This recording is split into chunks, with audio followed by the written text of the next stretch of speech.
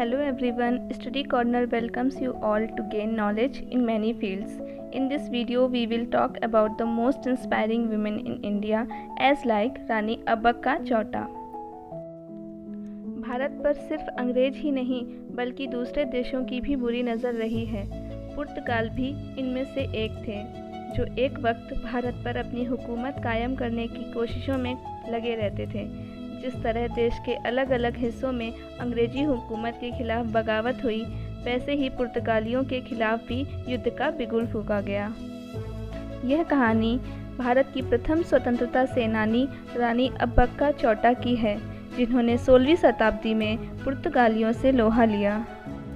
रानी अब्बक्का का जन्म कर्नाटक में स्थित उल्लाल नगर के चौटा राजघराने में हुआ था।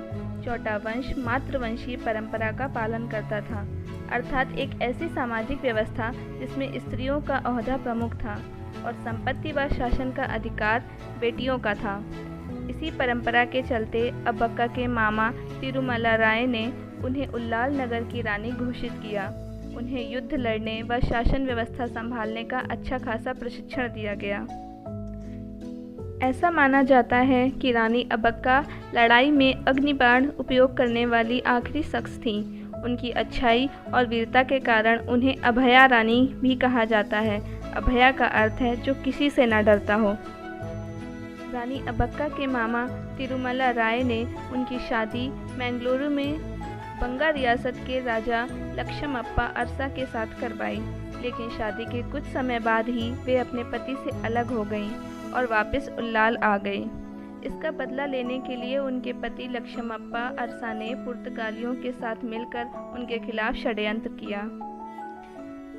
सन 1525 में पुर्तगालियों ने दक्षिण कन्नड़ के तट पर हमला किया और मैंगलुरु के बंदरगाह को तबाह कर दिया। रानी अब्बक्का की रणनीतियों से परेशान होकर उन्होंने उन पर टैक्स देने का दबाव बनाया, लेकिन रानी अब्बक्का ने समझौता करने से साफ इनकार कर दिया। जिसके बाद साल 1555 में पुर्तगालियों ने लड़ाई लड़ने की कोशिश की, लेकिन रानी अब्बक्का उन्हें हराने में कामयाब रहीं।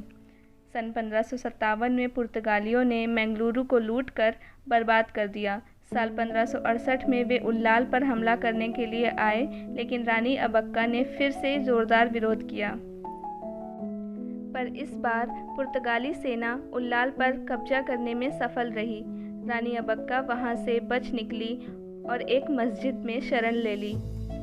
उसी रात करीब 200 सैनिकों को इकट्ठा करके रानी अब्बक्का ने पुर्तगाली सेना पर धावा बोल दिया, जिसमें पुर्तगाली सेना का जनरल मारा गया तथा कई सैनिक बंदी बना लिए गए। 1569 में पुर्तगालियों ने उनके पति लक्ष्मप्पा की मदद से उल्लाल नगर पर पुनः आक्रमण किया। इस बार रानी अब्बक्का ने 1570 में अहमदनगर के सुल्तान और कालीकट के राजा के साथ मिलकर पुर्तगालियों का सामना किया, पर वे युद्ध हार गईं और उन्हें कैदी बना लिया गया। ऐसा कहा जाता है कि कैद में भी रानी अब्बक्का विद्रोह करती रहीं और लड़ते लड़ते ही उन्होंने आखिरी सांस ली। रानी अब्बक्का चौटा का स्थान न सिर्फ इतिहास में महत्वपूर्ण है, बल्कि वे आज के समय में भी एक सशक्त महिला के रूप में बेहतरीन उदाहरण है। यक्षगान, जो कि कर्नाटक की एक पारंपरिक नाट्य शैली है, उसके ज़रिए भी रानी अब्बक्का के बहादुरी के किस्सों को बताया जाता है। इसके अलावा भूत कोला, जो कि एक स्थानीय पारंपरिक नृत्य शैली है, इसमें भी इन्हें अपनी प्रजा का ध्यान रखने वाली और इंसाफ करने वाली रानी के रूप में दिखाया गया है। उनकी याद में आज भी उल्लाल नगर में वीर रानी अब्बक्का उत्सव मनाया जाता है। साल 2009 में रानी अब्बक्का नामक गश्ती पोत को भारतीय तटरक्षक बल में शामिल किया गया है। आइए हम सब रानी अब्बक्का चौटा की वीरता से प्रेरणा लें तथा नारियों का सशक्तिकरण कर समाज में बदलाव लाने का प्रयास करें। वीडियो अच्छा लगे तो please like and subscribe. Thank you.